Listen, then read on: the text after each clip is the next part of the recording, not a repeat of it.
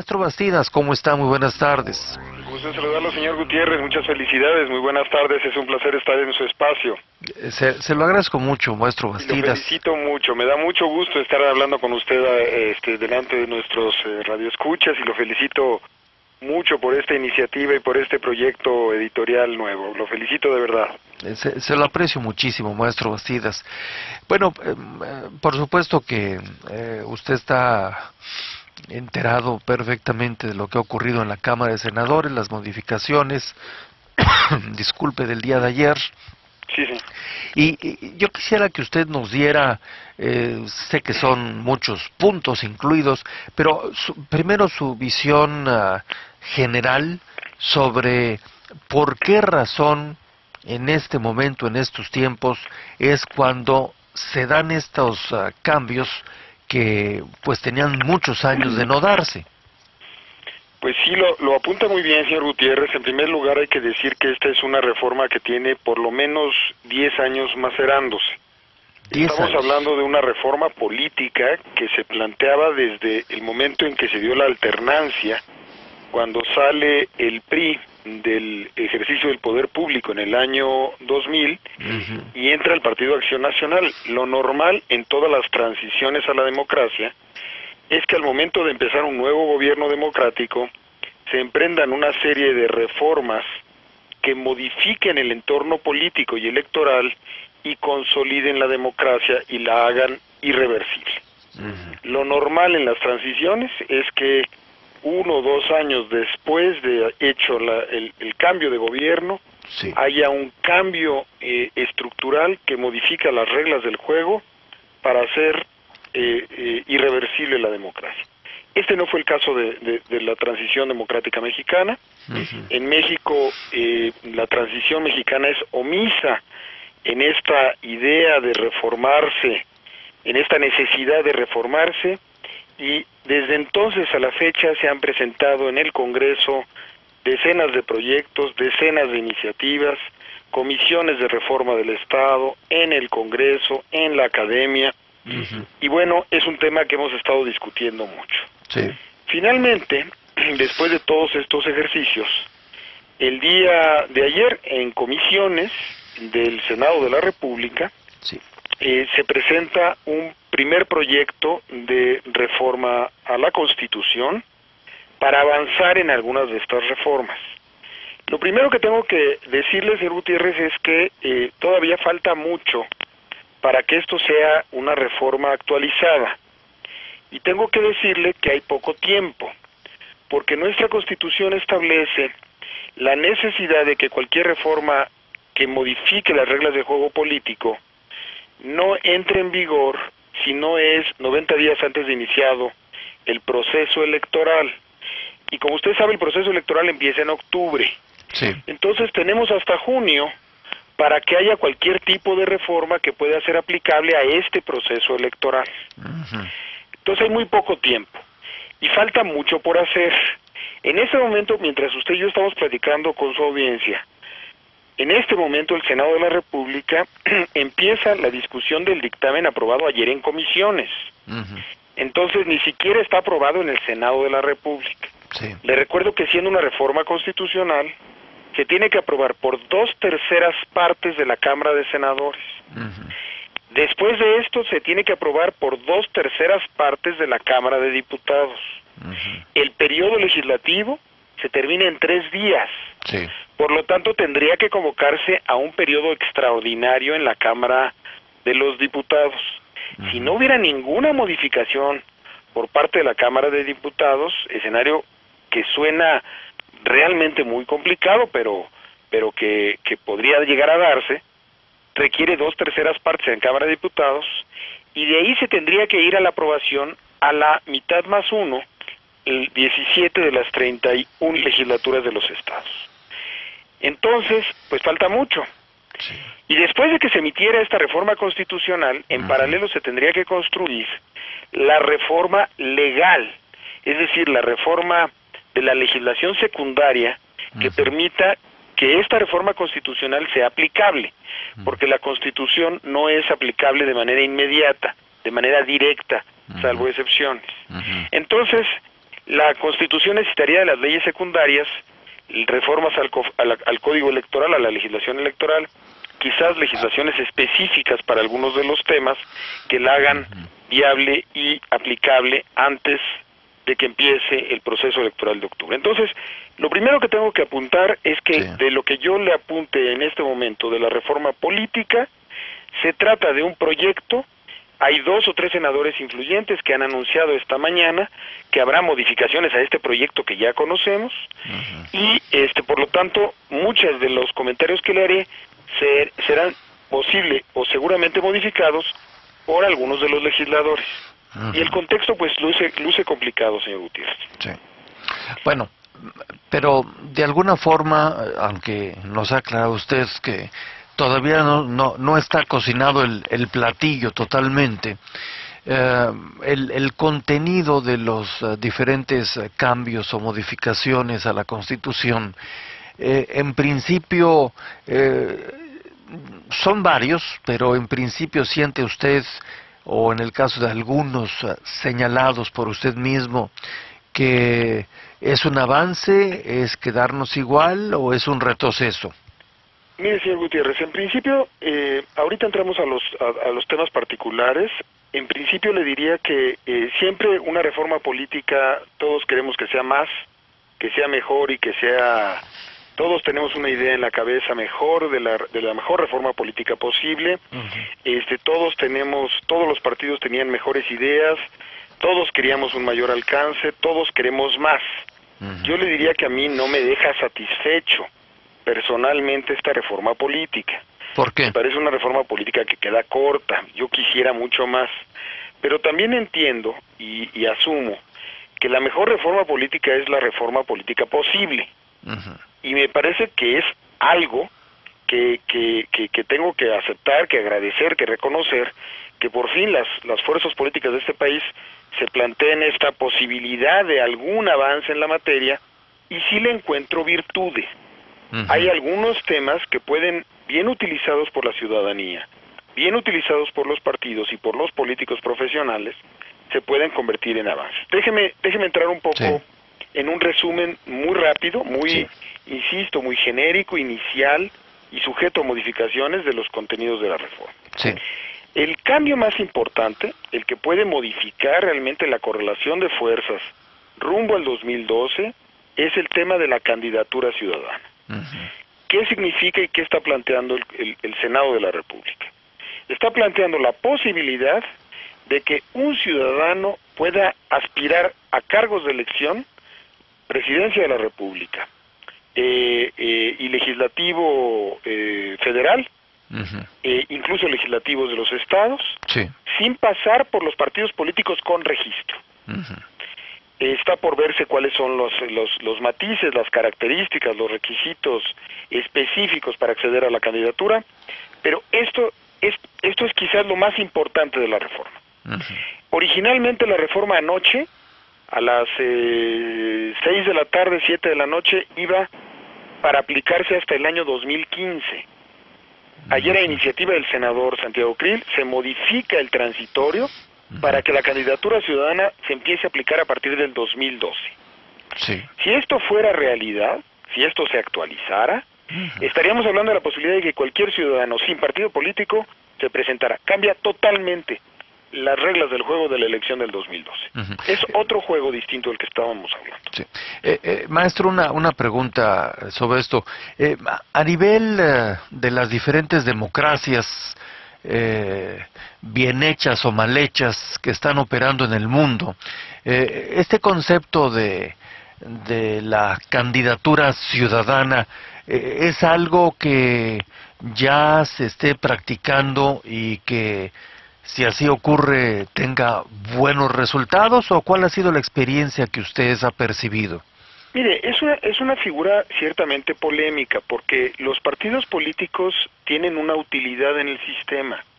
Los partidos políticos sirven también para convertirse en un matiz que permite, una criba, que permite revisar cierta capacidad profesional de los actores.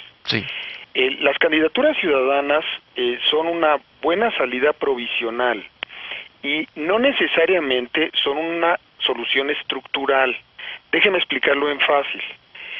La candidatura ciudadana es políticamente correcta. Hablar en contra de ella en varias democracias resulta antipático, porque pues esta idea idílica, este sueño de que cualquiera, sin necesidad de ningún partido, de pronto aparece en una candidatura y se convierte en un presidente o en un legislador, pues suena muy bien.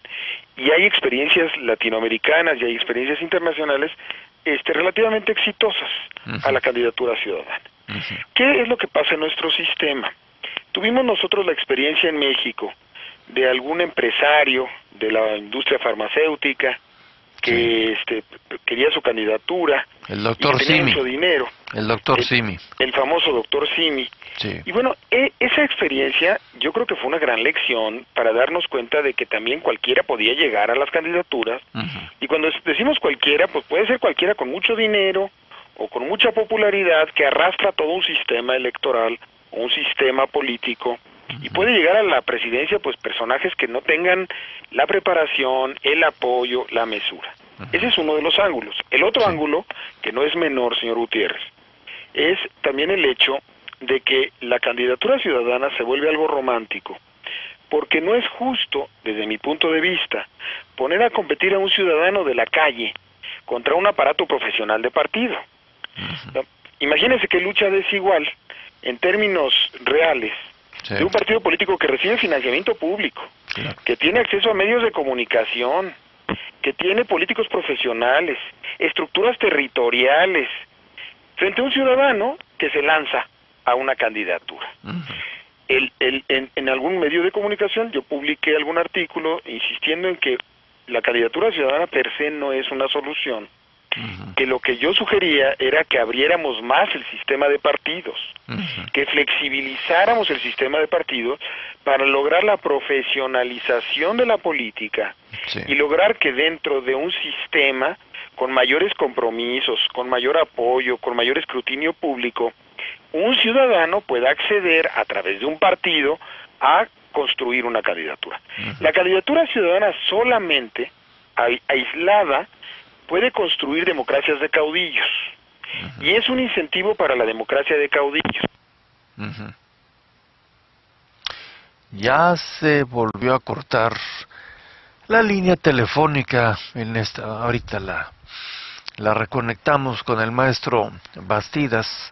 ¿Me escucha, maestro Bastidas? Perfectamente, señor Gutiérrez. Bueno, qué bueno. No tienen palabra de honor las líneas telefónicas. Sí, me consta.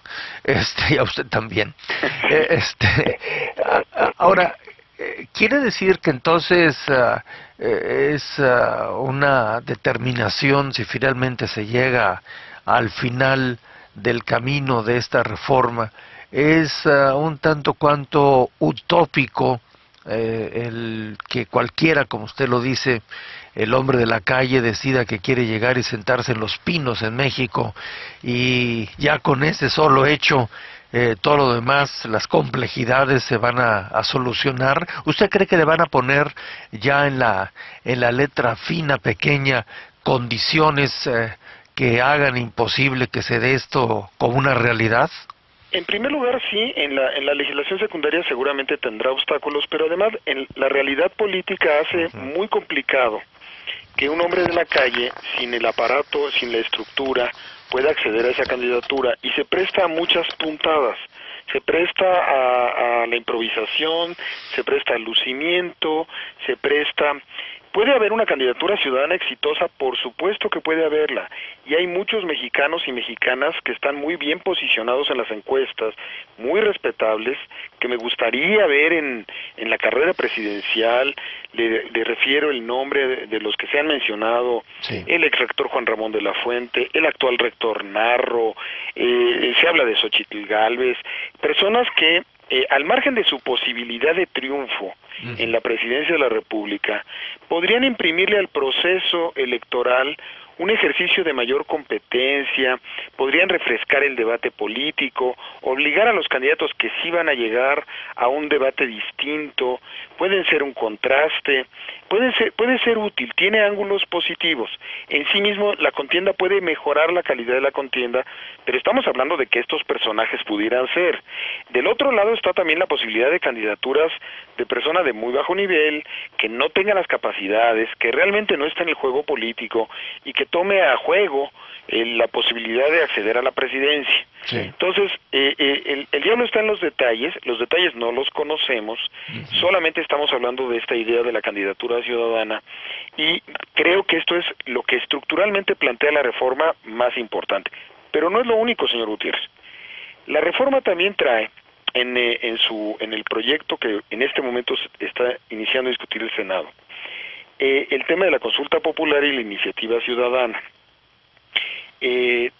Empieza, en la Constitución establecen algunos de los detalles. Esto puede enriquecer mucho el debate político. Creo que esta es una idea muy positiva. En varios países que se plantea, en los Estados Unidos, en varios estados, existen figuras similares, en donde nos ayuda a que cuando la clase política está atorada en discusiones en donde no avanzan los temas, nos ayuda a encontrar una fuga hacia adelante, en donde en algunos temas ya había la diferencia entre la consulta y la iniciativa es que la iniciativa ciudadana se refiere a los temas legislativos y la consulta popular a temas políticos o de política pública. Esto nos ayuda a preguntarle a la gente. Eso puede ser un buen recurso, es un recurso ciertamente lento, porque la consulta se lleva a cabo en paralelo a la jornada electoral. Entonces, cualquier iniciativa o jornada electoral, tal como se está planteando, tendría que esperar hasta el nuevo proceso electoral para plantearse y preguntarlo a la gente. Esto es muy bueno, es parte de los esquemas de democracia directa, de democracia deliberativa, en donde la ciudadanía discute un tema y puede ser algo muy enriquecedor. Yo a este tema le tengo mucha fe. También el diablo está en los detalles, se está estableciendo un esquema de consulta que sea vinculante a las autoridades, al Ejecutivo y al Legislativo, cuando la participación de la ciudadanía en el proceso sea superior al 40%. Esto puede ser muy novedoso, muy enriquecedor, puede colocar a los ciudadanos de México en debates políticos y nos puede ayudar en temas. Hay temas que se están excluyendo, es parte de lo que tengo la información. Hace rato los senadores quieren modificar, pero no discutirían quizás temas de presupuesto o temas de seguridad nacional, temas de seguridad pública, excluirían temas clave que le da miedo a la clase política, pero como sea, esto creo que puede ser un primer ejercicio positivo. Viene el tema de la reelección, señor Gutiérrez. En la iniciativa viene el tema de la reelección de diputados y de senadores. Senadores por un solo periodo, como usted sabe, los senadores en México duran 6 años para nuestra audiencia, los diputados 3 podrían reelegirse hasta por 2 ocasiones. Y viene la reelección de diputados locales, eliminaron la reelección de autoridades municipales, creo que esta fue un error, porque es de las partes que más me gustaban de las diversas iniciativas. Yo tengo varios problemas con la reelección. La reelección es un tema que es muy popular en México, se ha convertido en algo políticamente correcto. Muchos de los y las académicas y académicos más destacados del país insisten en que esta es como una especie de bala de plata que modifica de la noche a la mañana el comportamiento y el funcionamiento del Congreso. Porque obliga a los legisladores a rendir cuentas a sus electores en el siguiente periodo y entonces ellos creen que eso mejoraría el rendimiento y el tratamiento y el acercamiento de los legisladores con sus distritos. Hay varios problemas. En primer lugar, no necesariamente funciona la reelección si no eliminamos a los diputados plurinominales y a los senadores plurinominales. Les recuerdo que tenemos un sistema mixto. México tiene 500 diputados, 300 son de mayoría, es decir, se votan en sus distritos, y 200 son por listas plurinominales. El tener reelección de plurinominales consolida desde mi punto de vista y fortalece aún más el sistema de partidos. Esto es una parte perniciosa. servía la reelección sí, siempre y cuando se modificara el tamaño y la composición del Congreso. Con un Congreso de 500 y sin eliminar los plurinominales, el sistema no sabemos cómo se vaya a comportar, porque en muy pocos países del mundo existe un sistema mixto con sistema de reelección legislativa. Entonces, lo que podemos ver es que los dirigentes de partidos políticos, los dirigentes de las corporaciones dentro de los partidos, duren mucho más tiempo dentro de la Cámara. Sí. Y esto los hace capturables, hace que los intereses tengan más claro a quién invertirle su dinero para los lobbies, los cabildeos, los intereses, para obstruir posibilidades de reformas clave a la legislación en temas que afecten intereses fácticos, intereses económicos, grandes corporaciones, grandes sindicatos. Entonces, es una parte complicada, pero ahí va el tema de la reelección. También hay que ver y esperar algunos de los detalles.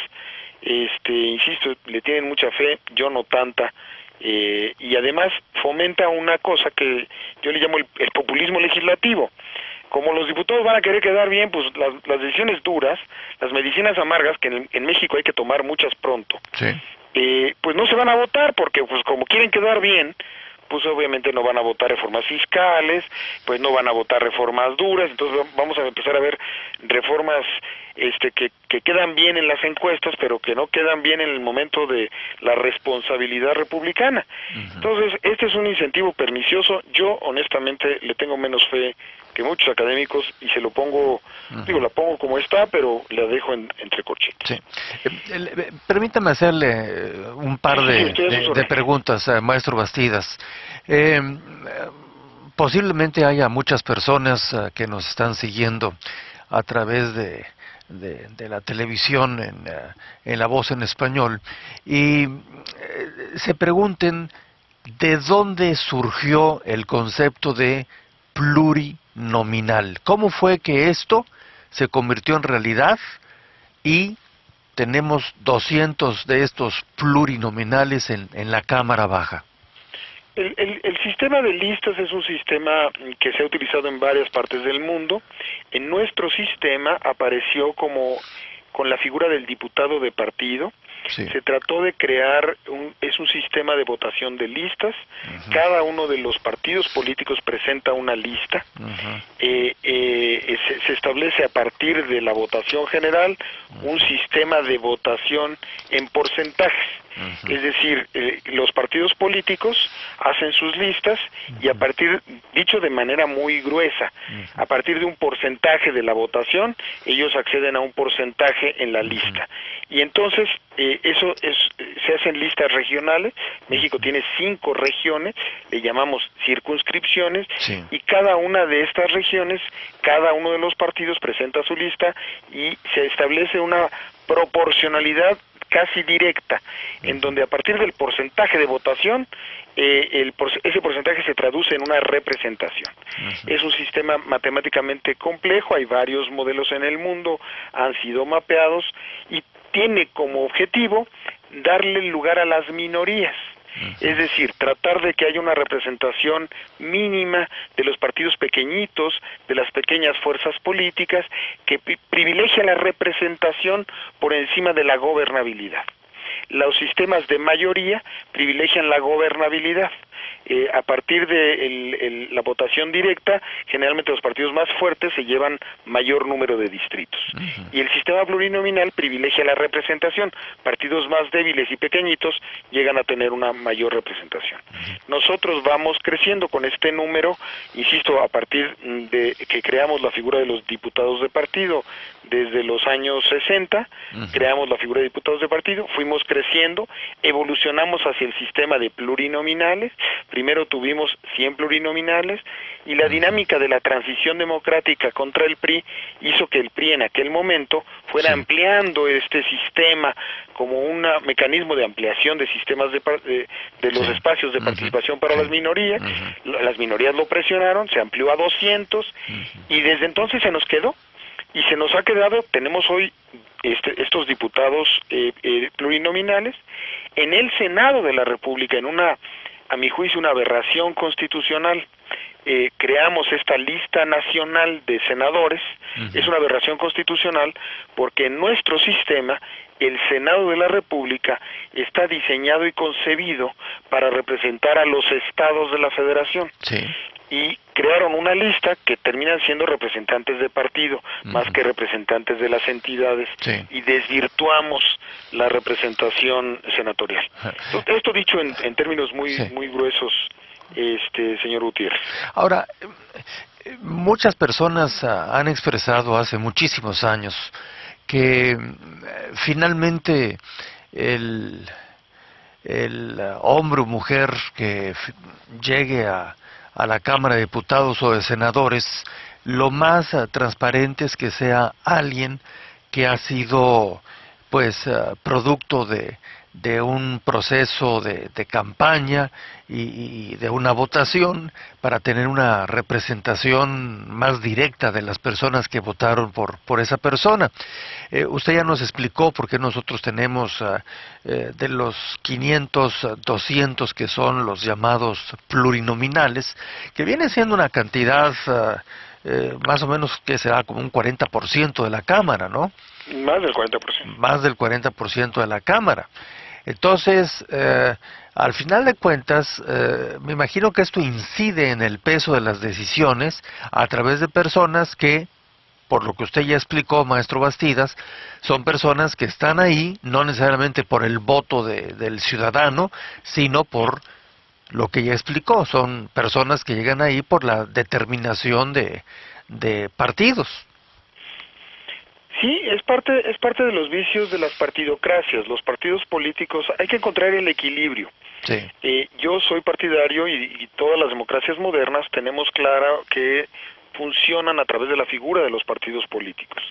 Los partidos políticos se convierten en auxiliares de la democracia, y es bueno que haya partidos políticos. Yo no creo en la democracia sin partidos, yo creo en la democracia de partidos, y además soy de la idea de partidos permanentes, profesionales, a los que tenemos que exigirles más para que estudien durante todo el tiempo políticas públicas, presenten proyectos, y hacia allá va la democracia en el mundo. Yo no creo que los partidos sean perniciosos por sí mismos. El problema es cuando se cierran los espacios, se acota a los partidos. Nosotros tenemos un sistema de partidos, señor Gutiérrez, pre-alianza.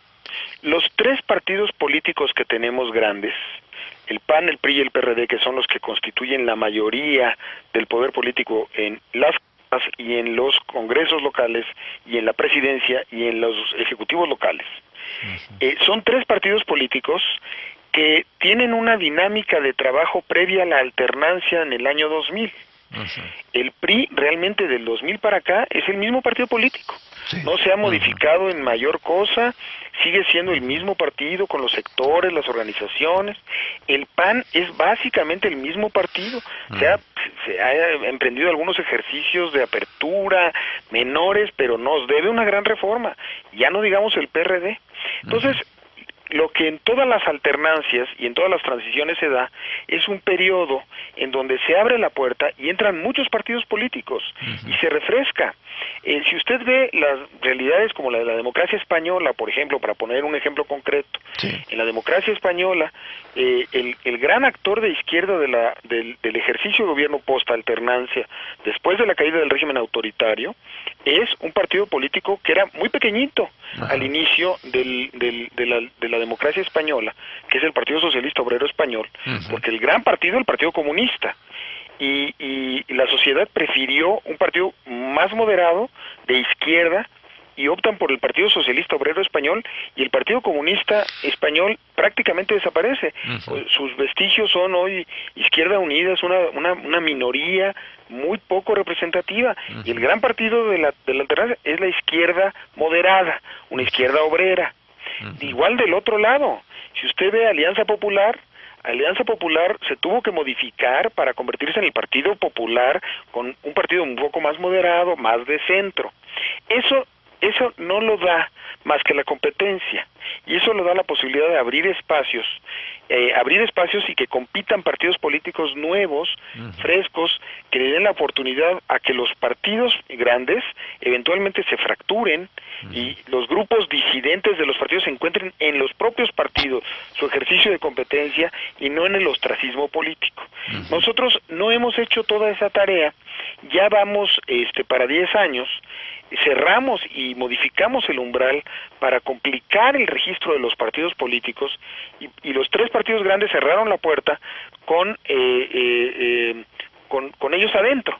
Se metieron y cerraron la puerta y dijeron, pues con los que estamos vamos a jugar. Incluso en este momento no jugaremos con nuevos partidos políticos rumbo al 2012. Tendremos la posibilidad de nuevos registros hasta el 2015. Falta ver si no se modifica de aquí entonces la legislación. Entonces, la materia prima de la democracia son 2 instrumentos, señor Gutiérrez: ciudadanos y partidos políticos. Y de la combinación de ciudadanos y partidos políticos es la calidad de la democracia. Esto está abriendo un poco la puerta a ciudadanos con cierta demagogia y no está modificando mucho el sistema de partidos. Entonces, estaríamos hablando de los mismos jugadores prácticamente en el tablero. Y vino nuevo en odres viejos, pues es el mismo vino, ¿no? No necesariamente nos da un buen resultado. Hay otras modificaciones, señor Gutiérrez, en esta iniciativa, en este proyecto que ahora se discute, que pueden ser interesantes. Algunos de los temas, usted y yo tuvimos oportunidad de discutirlos y son muy importantes, como la sustitución del presidente de la República. Así es. Me parece que en eso es una reforma no ha trascendido mediáticamente. Hay textos muy buenos, muy bien logrados en este proyecto, en donde se discute, se establece que ante la falta del presidente de la República no haya aquel vacío del que usted y yo hablamos varias veces. Así es. Ese vacío en donde había un sistema de sustitución, pero dependía de que se instituyera o se nombrara a través del Congreso de la Unión. Hoy se establecen algunas previsiones muy sensatas. Se establece la previsión de que ante la falta del presidente de la República, 3 secretarios de su gabinete ocuparían de manera sucesiva la presidencia de la República, en lo que se integra el Congreso y se nombra el presidente el interino en los primeros 2 años de gobierno o el sustituto en los 4 últimos años de gobierno. Los secretarios serían el de Gobernación, el de Hacienda y el de Relaciones Exteriores. Así es. Y también establece una prelación interesante, falta ver si se consolida, de que ante la imposibilidad de llevar a cabo las elecciones, usted se acuerda que en el 2006 tuvimos un momento muy difícil, problemas en el cuestionamiento, el último tramo de la elección, en fin, si hubiera algún escenario radical, extremo, en donde no pudiéramos tener un presidente legítimo nombrado para el día del término constitucional, el presidente del Senado asume la presidencia de la República. El que estaba termina y el presidente del Senado asume la presidencia en tanto se puede resolver el proceso electoral y esa es una previsión que si hubiéramos entrado a una crisis en el año 2006, realmente hubiéramos tenido una crisis constitucional. Hoy, con esta reforma, resolveríamos esta crisis constitucional y establece una previsión muy interesante para el caso de la protesta. Si hay presidente electo, pero el presidente electo no puede ir al Congreso, que se acuerda que eso le pasó a Felipe Calderón. Así es. Felipe Calderón no podía entrar al Congreso y tuvo que, por eso la imagen de la protesta del presidente Calderón es una turba alrededor de él, de senadores y de legisladores para que se instalara el Congreso. Se acuerda que este es un presidente de la República que tuvo que entrar por la puerta de atrás, literalmente, al Congreso para protestar. Ese escenario de crisis en el que nos tuvo en vilo a todos los mexicanos, hoy se resuelve de manera muy sencilla, o bueno, no sencilla, pero se establece una salida, diciendo si el señor no puede ir a protestar al Congreso, protesta ante el presidente de la Suprema Corte de Justicia de la Nación. Es una salida para un escenario extremo, no es lo deseable, no va a pasar, pero se toma la experiencia del 2006 y se establecen algunas de estas previsiones. Y después hay algunos detalles no menores, señor Gutiérrez, que resuelven también problemas. Viene, sería largo de explicar, pero viene el tema del presupuesto, en caso de que no hubiera presupuesto en algún momento, ahí vienen las previsiones. Así es. Es un problema que México ha tenido de manera recurrente. Varias veces hemos estado en riesgo de no tener presupuesto aprobado por el Congreso. Se establece un esquema de continuidad presupuestal. Se considera aprobado el presupuesto del periodo inmediato anterior y México tendría presupuesto al inicio del año, sin que sea obstáculo seguirlo discutiendo. Y por último viene ahí un tema, algunos temas de reforma en el Distrito Federal interesantes, no menores, no los minimizo, pero no quiero aburrir a su audiencia.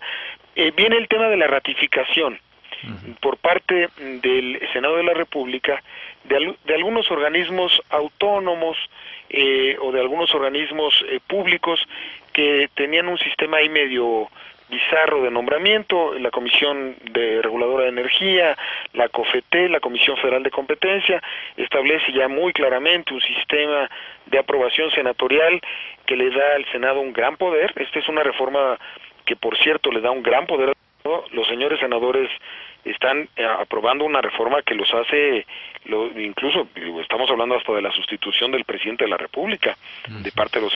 Es una reforma que los senadores están sirviendo con la cuchara grande, y que le da un gran poder al Senado, le da este poder y esta claridad entre los órganos autónomos, y se quedan fuera muchas cosas, señor Gutiérrez. Se quedan fuera muchos temas muy importantes para la gente, se queda fuera la posibilidad de la reducción del Congreso, se queda fuera temas sustantivos, algunos otros temas que hemos estado discutiendo por años en México, pero este es un resumen. Se me quedan temas afuera, señor Gutiérrez, pero quise plantearle así un panorama muy genérico de los temas sustantivos de la reforma. Bueno, yo creo que quienes nos siguen saben que esto no es un asunto que se pueda explicar a veces ni en una, ni en dos, ni en tres, ni en 10 horas. Son asuntos profundos, con conceptos a veces no fáciles de comprender para nosotros la mayoría. Hay muchas cosas atrás de lo que percibimos públicamente que han sido discutidas, medidas, y que bueno, finalmente me imagino que no pretenden los senadores y los diputados, como dicen, darse un tiro ellos mismos en el pie. Visto públicamente, pues sí, suena como que hay algunas cosas que se han ido buscando soluciones, pero pues ahora falta ver todo lo que usted nos ha explicado y nos enteraremos, espero que antes de o durante el día 30, si es que no se extiende a un periodo extraordinario, pero pues al final de cuentas, si le queremos ver un ángulo positivo, parecería que se están moviendo. Hay que ver la parte final, a ver hacia dónde se mueven, como ya dijimos, en lo que es la letra fina, pequeña, y pues esto tomará un tiempo todavía. Así es, señor Gutiérrez. Mire, yo creo que hay que verlo como lo que es, un mínimo avance después de tantos años de desierto en términos de reformas, de sequía legislativa en estos temas, de no poderle entrar a los grandes temas de la reforma política. Me parece que hay que celebrar y festejar que se pongan de acuerdo y algo salga. Estos instrumentos pueden convertirse en algo muy positivo si la ciudadanía lo sabe aprovechar, si hay prudencia, si la normativa secundaria es correcta, si el IFE hace su trabajo, en fin, si los demás controles de la democracia van funcionando. Para tener una democracia de calidad, yo creo que abrirle espacios a los ciudadanos es algo muy positivo, y creo que aquí hay algunas pistas que pueden darnos optimismo. Hay muchos otros temas fundamentales, señor Gutiérrez, para que una democracia sea de calidad. Pues se requieren muchos otros mecanismos de control. México tiene todavía una democracia muy cara. Uno de los temas más delicados es lo caro de la democracia mexicana. Hay muchos temas que no están en esta reforma política, que son más parte de una reforma electoral, que está pidiendo el Instituto Federal Electoral a gritos, y que son necesarios para el proceso electoral del 2012. Hay varios temas de conteo de votos, de simplificación, de operación diaria del Consejo General del IFE. Mire, señor Gutiérrez, estamos hablando de una reforma política en un marco en el que la Cámara de los Diputados, señor Gutiérrez, no ha podido nombrar a 3 consejeros. Tenemos el Consejo General del IFE incompleto, funcionando a todo lo que da con los que están, y de verdad empieza a tener problemas procedimentales y problemas de funcionamiento cotidiano del instituto. Mientras usted y yo estamos platicando, ha habido renuncias en el Instituto Federal Electoral. Ahorita, mientras hablamos, se está llevando a cabo una sesión del Instituto Federal Electoral en la que se está discutiendo muchos de estos temas, y faltan ahí muchas reformas. Es decir, la agenda es muy grande. Y le quiero recordar que esta es la transición democrática nacional. Estamos hablando de las reformas de los órganos nacionales. Pero para usted, para nuestra audiencia, quiero recordarle que tenemos 32 democracias locales que vienen a un ritmo mucho más lento, que viene mucho más rezagada en términos de reforma institucional, y que ahí, en ese universo, hay muchas reformas por hacer para acercar a la ciudadanía al gobierno, para resolverle realmente sus problemas, para ser más eficaces. Y creo que esto, bueno, hay que verlo con el optimismo de algo es mejor que nada. Es la reforma política posible, es la mejor de las reformas, pero sí con un dejo de pesimismo, de preocupación, de que hay muchos temas que se quedan fuera, de que hay muchas materias electorales pendientes, y de que haya 32 agendas locales en donde hace falta mucha democracia, señor Gutiérrez. Bueno, pues nos queda un largo camino por delante y muchos asuntos que usted ya explicó, y bueno, pues quizás podríamos por esta ocasión concluir que es un proceso complejo, largo, que nos va a tomar varios años en verlo completo, y que hay muchos elementos en el presente que todavía no están en los juegos necesarios, en juegos en el buen sentido, y que pues todo esto tiene que darse según se evolucione en el caso de la llamada democracia mexicana. Pues maestro Sabino Bastidas, le agradezco muchísimo el que haya platicado con nuestro público de La Voz en Español durante este mediodía, y pues tengamos un mejor entendimiento de qué es lo que todavía está en proceso, y pues muchísimas gracias nuevamente. Al contrario, señor Gutiérrez, le agradezco mucho, es un placer saludarlo, y es un placer saludar a su auditorio. Le deseo mucho éxito en este proyecto, será, como todos los que usted ha emprendido, un proyecto muy exitoso, y por supuesto estoy a sus órdenes, con mucho gusto de poder hablar con usted y con su auditorio. Muchas gracias, maestro Bastidas, seguimos hablando, hasta luego. Gracias, hasta luego, un saludo, gracias.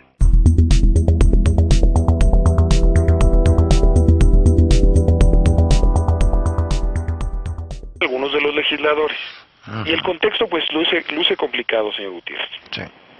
Bueno, pero de alguna forma, aunque nos ha aclarado usted que todavía no está cocinado el platillo totalmente, el contenido de los diferentes cambios o modificaciones a la Constitución, en principio son varios, pero en principio siente usted, o en el caso de algunos señalados por usted mismo, que es un avance, es quedarnos igual o es un retroceso. Mire, señor Gutiérrez, en principio, ahorita entramos a los temas particulares. En principio le diría que siempre una reforma política, todos queremos que sea más, que sea mejor, y que sea... Todos tenemos una idea en la cabeza mejor de la mejor reforma política posible. Todos los partidos tenían mejores ideas, todos queríamos un mayor alcance, todos queremos más. Yo le diría que a mí no me deja satisfecho personalmente esta reforma política. ¿Por qué? Me parece una reforma política que queda corta. Yo quisiera mucho más. Pero también entiendo y asumo que la mejor reforma política es la reforma política posible. Y me parece que es algo que tengo que...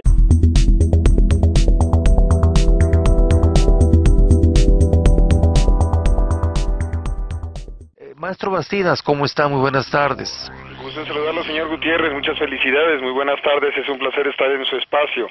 Se lo agradezco mucho, maestro Bastidas. Y lo felicito mucho. Me da mucho gusto estar hablando con usted delante de nuestros radioescuchas, y lo felicito mucho por esta iniciativa y por este proyecto editorial nuevo. Lo felicito de verdad.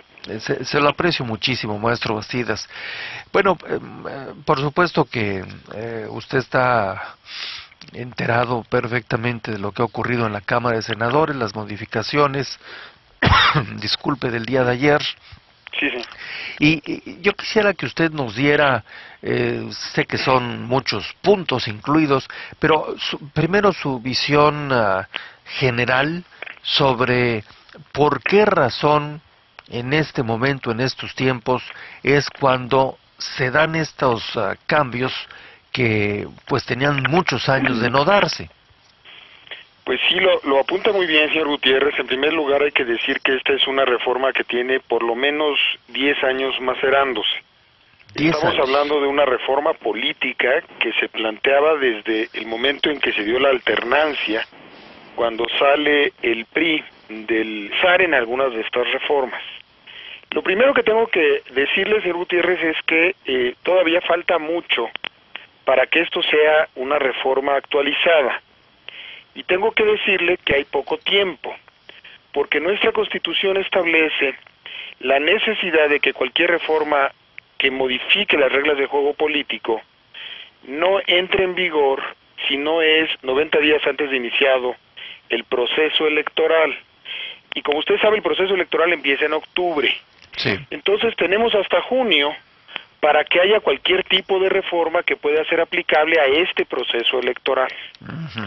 Entonces hay muy poco tiempo y falta mucho por hacer.